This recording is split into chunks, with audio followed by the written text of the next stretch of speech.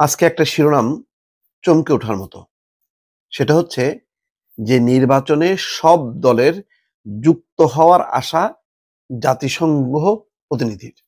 আজকে Gwyn Luis খুব গুরুত্বপূর্ণ যিনি ভূমিকা রেখেছেন বিগত সময় 15 বছরে যারা কূটনীতিক তাদের দায়িত্ব পালনটাও খুব কঠিন ছিল। কারণ যেভাবে শেখ হাসিনা এবং তার লোকজন একেবারে সরাসরি আক্রমণ করে বসতেন, সেই পিটার ডি হাস থেকে শুরু করে অনেকেই কাউকে কাউকে তো বিএনপির স্থায়ী কমিটির সদস্য তারা বানিয়ে দিয়েছে।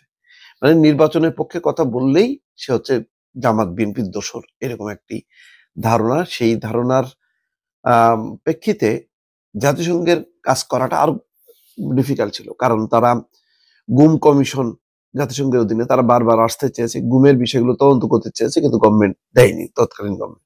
এখানে এখন তার সাথে বৈঠক হয়েছে, বৈঠকের পর যে কথাটা যে জাতিসংঘ আগামী সংসদ নির্বাচনে নির্বাচন কমিশনকে সহায়তা করবে বলে জানিয়েছে তারা, এবং তারা আশা করে যে সব রাজনৈতিক দলকে নিয়ে এই নির্বাচনটি হবে। কিন্তু বাংলাদেশের বাস্তবতা হলো ভিন্ন। এখন আইন অনুযায়ী মানে দলেরও বিচার হবে, সেই বিচারটাও আজকে চিফ প্রসিকিউটর তাজুল ইসলাম ইঙ্গিত দিয়েছেন যে আওয়ামী লীগের বিচার হবে, তদন্ত হবে। সেই দিকে যদি অগ্রসর হয় তাহলে এই নির্বাচনের গ্রহণযোগ্যতা পাবেন কিনা। যেমন আজকের একটা খবর যে সিরিয়ায় সেই বাশার আল আসাদ আসাদের দলকে যুক্ত করতে দেওয়া হচ্ছে না। তো সিরিয়ার প্রেক্ষাপট, রাজনৈতিক প্রেক্ষাপট, বাংলাদেশের রাজনৈতিক প্রেক্ষাপট ভিন্ন। বাংলাদেশে যখন বিএনপি জামাত সহ অন্যান্য দলকে নির্বাচনের বাইরে রাখা হয়েছে, সেটা গ্রহণযোগ্যতা পায়নি, এবং জাতিসংঘ থেকে শুরু করে আমেরিকা, ইউরোপ সবাই একযোগে এটা নিন্দা করেছে। এখন সামনে যেই বিষয়টা যে অনেক নেতার বিচার চলছে, আওয়ামী লীগের অনেক নেতার বিচার চলছে। নেতার বিচার মানে তো দলের বিচার না, দল মানে নির্বাচনে নিষিদ্ধ মানে অংশ নিতে পারবে না সেরকম বিষয়টা না, কার্যক্রম নিষিদ্ধ করা হয়েছে, আবার বিচার পর্যন্ত। এখানে সরকারের যে ভাষ্যে দুই রকম কথা আছে।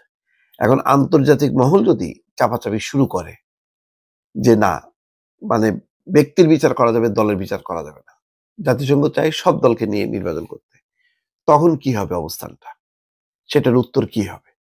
যদি আগে যেমন শেখ হাসিনা জাতিসংঘ সহ ইউরোপের যারা দেশগুলো আছে প্রতিনিধিত্ব করতো, তাদের কথা রাখেনি, সেটা না রেখে সেটা মানে টেকা গেছে, কারণ পাশে ভারত ছিল, আর শেখ হাসিনা বিচ্ছিন্ন ছিল বহির্বিশ্ব থেকে, আন্তর্জাতিক পর্যায়ে তার কোনো মান সম্মান ছিল না।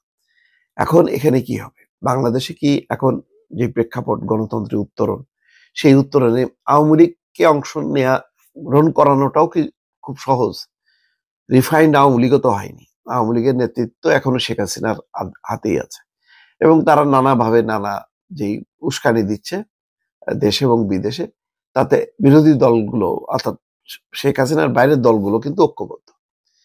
আবার এমন না যে আওয়ামী লীগ চেষ্টা করেছে যে ঠিক আছে বর্তমান নেতৃত্ব বাদ দিয়ে নতুন একটা নেতৃত্ব, যেই নেতৃত্ব তারা নির্বাচন প্রক্রিয়া অংশ নেবে। যেমন আপনাদের মনে আছে যখন নাকি শহীদ প্রেসিডেন্ট জিয়াউর রহমান নতুন রাজনৈতিক মানে অনুমতি দেয় নতুন ভাবে রাজনীতি করার, তখন কিন্তু আওয়ামী লীগের নেতৃত্বে শেখ হাসিনা পরিবার বা শেখ মুজিবের পরিবারের কেউ ছিল না, ছিলেন জোহরা তাজউদ্দিন।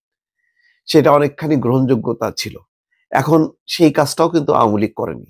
আওয়ামী লীগ ওই গো ধরে বসে আছে, শেখ হাসিনা এখনো প্রধানমন্ত্রী, এবং ইউনূসকে পদত্যাগ করতে হবে, নতুন নির্বাচন দিতে হবে, এবং তাদের অংশগ্রহণ নিশ্চিত করতে হবে। এই অবস্থানটা কি জাতিসংঘ সমর্থন করে কি করে না, কি আলোচনা হচ্ছে আসলে ভেতরে ভেতরে, সেটা কিন্তু এখনো পরিষ্কার না দর্শক।